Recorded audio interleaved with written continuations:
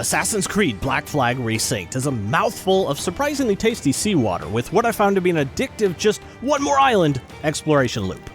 So here are 100 minus 75 things that I wish I had known or had been using earlier in my playthrough. Extra gold, more materials, naval tips, combat tips, quality of life features that'll make your life easier, some early game legendaries, dual-wielded katanas, and other cool stuff specifically aimed at cranking up the fun factor for you as soon as possible. A few main missions and you'll get the rope dart, which is surprisingly effective in this game since you can use it to pull enemies over within range of stealth grass to discreetly take them into it. Instead of risking the loud whistle to slowly lure them over, this scorpion pull gets the job done faster. The rope dart also has a slightly longer reach than your basic starter pistols, so you can use this to rip those annoying snipers straight from their posts straight onto their face. In the early game city of Havana, at this location, look around between these two buildings here to find a unique chest that has the exotic seashell trinket inside. Don't miss grabbing this. Equipping that trinket increases how many materials you get from skinned animals. These animal bits are vital to get more of, since you'll be able to upgrade your ammo capacities, amount of holstered pistols, and total max health earlier. Any animal parts that you don't need, just sell them for extra gold. Once you can freely go out and explore with your ship, one of the very first things that I suggest that you seek out is this fort in Dry Tortuga. Set a waypoint, go over there, don't put this off till later. Challenge this fort to a duel and use alternated side cannon fire with immediate use of your swivel cannons to detonate exposed sections as they pop up. Repeat. Then once you can enter the fort on foot, fight your way through, take down the leader, and claiming this place unlocks an important new upgrade for your ship, the double shot. You'll then be able to swap to the double shot on your front cannons, launching 2 big volleys, giving you a massively powerful front-facing weapon in the early game. With this cannon type, you can now more safely attack ships from the rear, laying into them with damage while staying out of line of sight from their side cannons. Or combine this with a preemptive mortar shot to create a strong ambush combo, spiking with a destructive downpour of metal before the target has even engaged. Your Edward comes pre-installed with immunity to fall damage. Not automatically, though. As you're falling from a high elevation, just start mashing the roll button right before you land, and your Edward will completely defeat gravity with a slight forward tumble. Once you're able to start constructing buildings in your home base of Inagua, upgrading the general store to level 2 will add some weapons to its stock. One I recommend in the early game is this pistol sword that's on offer. Having a pistol sword gives you the ability to hold the melee attack input to fire 2 shots completely for free, since this does not consume your regular sidearm ammo. That gives you longer reach during combat and gets you a free hunting tool, so you can save your real bullets for your holster pistols. If you're deep out exploring, but there's no quick return boat that's around, but you want to get back to the Jackdaw without running or swimming all the way back, just open the map, highlight your ship, and you can fast travel straight onto the Jackdaw. In the original version of Black Flag, you couldn't do this. In your home base at the Manor, the longer you put off installing its facade upgrade, the more passive gold you'll be missing out on. Build that immediately, since this collection box will then generate you money as you play. Other constructed buildings in your town and further upgrades to the manor will increase the generation rate of gold and its max capacity. If you approach a corner, there is a wall snuggle system, and you can use this to preemptively line up a shot with your pistol to tactically pop out and strike like this is now a cover-based shooter. If you don't mind going a little loud, this is kind of just a fun thing you can do. If you want an easy-to-grab early-game legendary outfit to start looking a bit more piratey, just head to this location on the north side of Black Island. Up on this raised area around the corner, you'll spot a chest up here. In this, you'll get Captain Morgan's legendary outfit. Your clothing does not affect your stats in any way, but if you just want to simply have a cool free skin to improve your playthrough, there you go. When boarding ships, the longer you fight alongside your crew, the more of that crew will be lost throughout the battle. Another option is to actually just assault ships entirely by yourself. If you get up close to a ship without engaging it, just jump your Edward out and you might be able to swim over and climb aboard before attacking it. Eliminate everyone on deck, just solo yourself, and then you'll see this special pop-up to scuttle the ship. That'll automatically destroy it, but give you the materials it was carrying. One smuggler down. A big bonus though, since you don't actually use your ship for combat with this method, your wanted level does not increase by doing this. So if you want to ditch the Jackdaw and just Edward boat your way around the high seas, no ship out there will be able to sleep safe, and no authorities will put a bounty on your head. Even if you've fully completed an island's main collectibles, open the map before you leave, because you might have still missed some keys, which are an important currency that can be used to get you legendary gear. These keys are used in the Animus screen. Up in the top left corner, just hold that button to open it. And if you toggle over to synchronizations, there are objectives you can complete here for larger piles of keys. In the Exchange tab, these keys can be used to get unique gear, like Connor's outfit from AC3, Altair's sword, Ezio's sword, or what I highly recommend saving up your keys for first, this legendary Katana. Two big reasons why I suggest spending your first keys on this over the others. One, it lets you be a pirate that dual wields katanas, come on, but also because of its stats and built-in trait. Its trait extends the input timing for perfect dodges and perfect parries, and has a high maximum takedown stat of 4, which I found to be more useful in this game than even a higher damage value.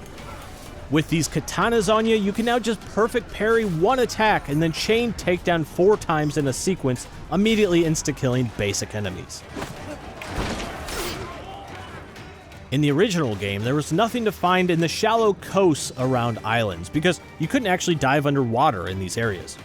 Now, a huge exploration change, many islands have treasure hidden underwater near their coastline. So make sure to use that Observe Look function to scan the water around the edge of islands, because there might be underwater loot that you missed. The larger white dot indicators are the main chests of the location that you're not going to want to miss. Something else I recommend you do at the very start of your playthrough, open the Animus screen, go to the Projects tab, and switch to activate the project Eye in the Dark. Mostly because of the super useful pistol you can get just easily 5 nodes into its progression. You can also earn a lot of keys in here too to exchange for things like that katana from earlier. To quickly progress this project, open the map, then open the legend, toggle down to anomalies, and this will highlight all the currently active quests you can do that give you big chunks of data fragments, which are used towards that project you just activated. Once you have enough to get the Dark Animus flintlock pistols, these things are a game changer because their shots will ricochet to a nearby other enemy. Kinda like you now have a one-handed mini shotgun. This thing is great for combat crowd control and gives you now a tool for essentially dual takedowns from range, but it is loud. In the original version of Black Flag, you could only throw smoke bombs straight down at your feet, but now since you can manually aim and throw them, this opens up tons of insta-kill potential. Like, find a big nice pile of enemies, then just throw a smoke bomb right into the party, and anyone caught in that smoke will be set up for a quick, obscured takedown. The barrel bombs you can launch off the back of your ship don't do a ton of direct damage if you hit with them, or if an enemy just happens to run into them. However, using your swivel cannon to detonate those barrels, launched from either your ship or enemy ships, triggers a larger area of effect detonation that deals drastically more damage. So launch these out in front of someone, wait till they get real close, then shoot the barrels with your swivel cannon to create a powerful trap that can melt enemy ships. An easy combo for taking care of your basic fodder enemies is to use the quick access rope dart input straight into the trip input. This sequence pulls them over within range, breaking their stance so they can't block that leg sweep, which then sets them up for an easy finish.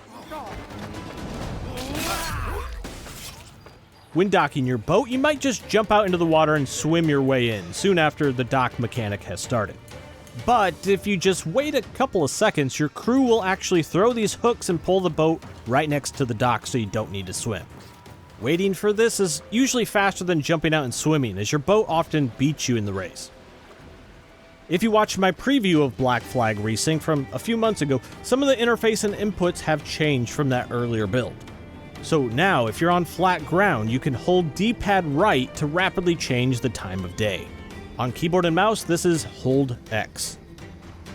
If the previous legendary outfit I showed off wasn't your style, here's another easy option you can grab all the way to the west of the map off the coast here on the lovely Sacrifice Island. Underwater, you'll find a chest that gets you Captain Drake's outfit. This look has a bit more of a knightly vibe with some armor plating, and there you go, that's another option if you want a free skin. One of my personal favorite early game skins though is just this one you can buy from any general store. It has like this cool skull on the back. If you want to start taking on ships and forts that are at a much higher power level than you, a useful trick is to leave lesser ships around that you can snack on when you need a quick ship repair.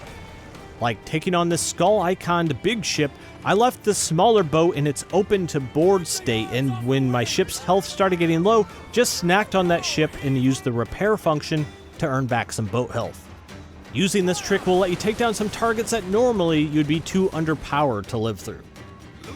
These larger brute enemies will try and throw grenades at you, but if you use your pistols or rope dart to hit them while they're priming a grenade, they'll actually just drop it at their feet.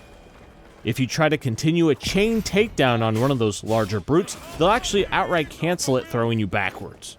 But if you start a chain takedown after a perfect parry, just shoot the big guys once with your pistol, and that'll set them up to continue the chain through them, then into other enemies. Works well with these katanas that chain up to 4 times.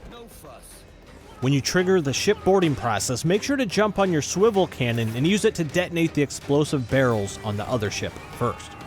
If you use your limited swivel cannon shots well, this will lessen the amount of time your crew is fighting, which means less crew will be lost. If you open the map, then open the legend and toggle down to the warehouse tab, you can cycle between every warehouse you've found to see which ones you've already opened that are coming off of a cooldown timer. Then you can go back and reopen those for the materials inside. Just fast travel back, find the guard that has the warehouse key, then reopen the warehouse, and you can just keep farming these over time again and again.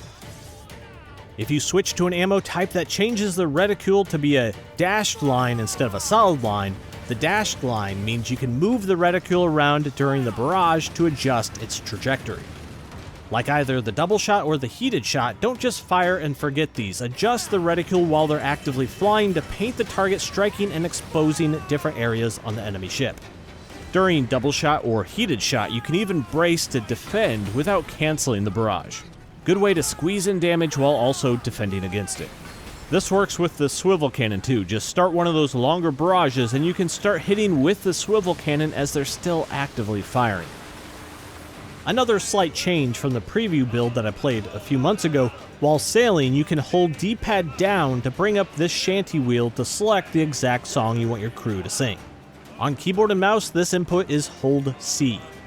You can also just tap D-pad right to cycle to a new song, or V on keyboard, or hold down D-pad right or hold V to stop the crew from singing. You made it all this way in, so here's a bonus tip. And maybe, just maybe 25 tips sounds better in a title. Towards the center of the map at this location is an unassuming island that has a unique merchant. It's the one that looks like this. It looks like an island. The special vendor here has a unique legendary pistol for sale, but also a cosmetic to change your entire crew into skeletons in place of their normal fleshy humanness. This costs a ton of bones to purchase, a material you get from hunting animals. So if you want to start saving up early for a skeleton crew, make sure you never accidentally sell off your bones. At the treasure dealer back at your home base of Inagua, you can actually buy bones outright with gold if you want to go the money farming route. And that's pretty much it for the early to mid-game tips, but I do have a few random things that I guess I just found interesting, so I'm going to throw them here. Okay, listen to the pistol shot outside. Alright, sounded pretty normal, but now if you go into a building interior and use the pistol... Ouch. As Edward walks around dirty areas, his clothes will start to actually accumulate dirt. Rolling your Edward in the grime, and now you have dirt all over your face. If you dunk yourself in water, though, this will clean off all that crud, getting your Edward back to looking problematically handsome. So what do you guys think of this remake of Assassin's Creed Black Flag? And let me know if you played the original back in 2013, or if you're just gonna go in completely new with Resynced. I played the original back when it launched, and it was one of my all-time favorite Assassin's Creed games, mostly because I grew up loving The Wind Waker, and its island-to-island exploration style really sparked my imagination. that is just as satisfying here in Resynced in 2026, because so many of the areas have been updated, changed, and packed with more things to find. Okay, as always, I'm Alex. Thanks for watching, and hope to spot you in the next one.